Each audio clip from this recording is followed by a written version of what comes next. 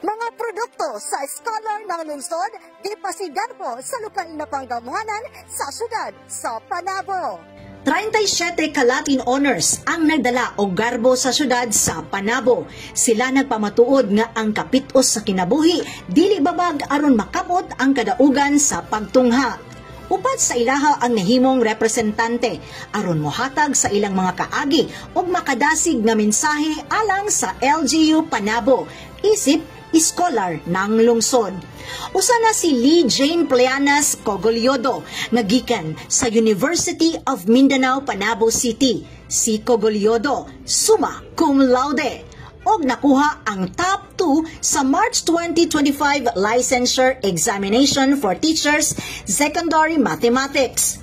Matod pa ni Cogoliodo nga walay tarong nga trabaho ang iyang mga ginikanan tungod sa milabay nga pandemya nga nasinati sa kadaghanan diin anaa sila sa kapitos. Dako jud kayong tabang and very memorable jud ang pagiging scholar ng lungsod sa Panabo. Like ever since na ni-graduate kong senior high na problema jud may ato sa akong parents kung asa ko buhon mag-school kay syempre lisod jud ato nga time kay pandemic. Throughout the 4 years, dako kang tabang nga naami allowance na pag tuition fee na kanang help sa amua kay ug kami lang jud ato amua lang jud fully dili jud namo kaya i-sustain ang akong education.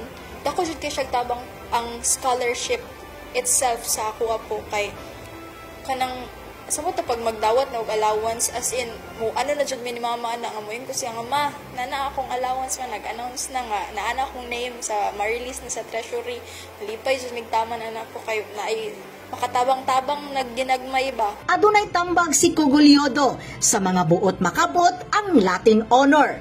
Always focus yourself on your studies because as for me, I always dedicate my time to study. I never forget to look back on my lessons, ganyan. Mag-review ka talaga ng maayos. Si Jestony Bapilar, nagikan sa Davao del Norte State College, nahimo usab nga top 5 sa March 2025 licensure examination for teachers secondary general science. Iya usab gisaysay kung unsa kapait ang ilang kinabuhi. Medyo mga times na ang pamilya kayo wala jay it's either walay kaunon for 1 meal sa isa ka adlaw or magkaon lang jud may kanon og asin man sa isa ka adlaw. Now good jud yung time ma'am na wala jud ko choice like gutom na jud kayo. Ako jud gibuhat kini ato jud ko sa fish pan niya lang ako tangkong. Nya ako tangkong kuha na ko siya gigisan ako siya. So moto among panikod to sa kato na Dave. Sa iyang nakabot nga kalampusan, aduna siya'y tambag ngadto sa mga kabatan-unan nga nagtinguha nga makalampos sa pag-eskwela. You need to stick to your plan.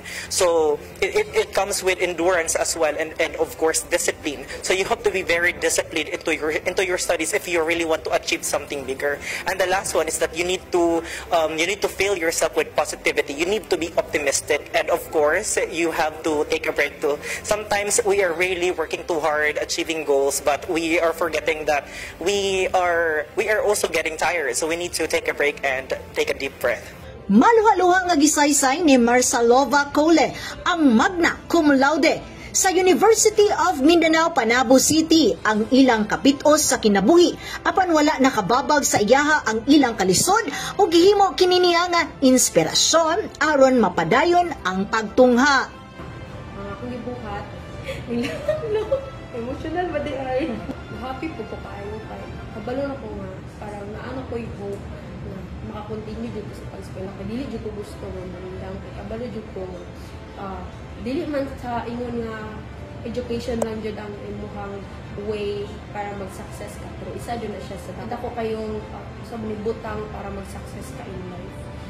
Garbo usab sa Davao del Norte State College si Jeric Narcelo nga cum laude bisan pa man sa hagit sa panahon.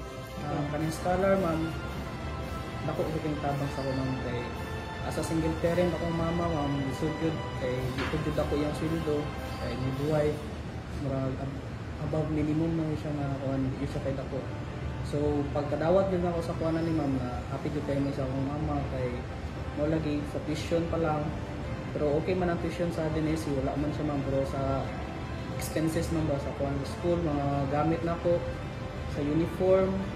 Apil na din siya ma'am, itong paghatag pa, pinakauna. Na-remember na ko ito, pinakauna na ako nakuha ang sa kuan ma'am, porta ma'am sa kuan dali kaya nagpalit dahil may uniform na ako.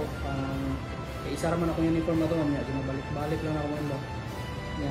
Kato, nakapalit lang yung duha pa extra. Dako usab ang pagpasalamat ni City Councilor Honorable J.M. Relampagos nga maoy chairman sa Committee on Education ngadto sa mga Panabo City Scholarship Program nga maoy nagsilbi nga ehemplo sa mga kabataan nga adunay dakong kaugmaon sa paghuman bisan pa man sa kapitos. Pila lang ng allowance o kanilahang additional tuition, pero nakita nato ang katas ng pagpaningkamot sa atong mga estudyante, no? Aduna tay na produce na 37 kana ay Latin honors karon tuig 2024 and 2025. So dako kay na siyang garbo sa syudad sa Panabo, kay na prove nato, no, na dili sayang ang magsuporta og mga kabatan-onan diri sa atong syudad. Sa katapusan, nakiginabi si Executive Secretary for Joanne Relampagos Kapuyan sa mga scholar nga migraduar isip Latin honors og nahimo pang top-notchers. Kauban sa kamera si Richard Ligtas, KDC, Bali Amat, kagikan sa City Information Office Broadcast Services, alang sa Frontline News Panabo. Importante, informed.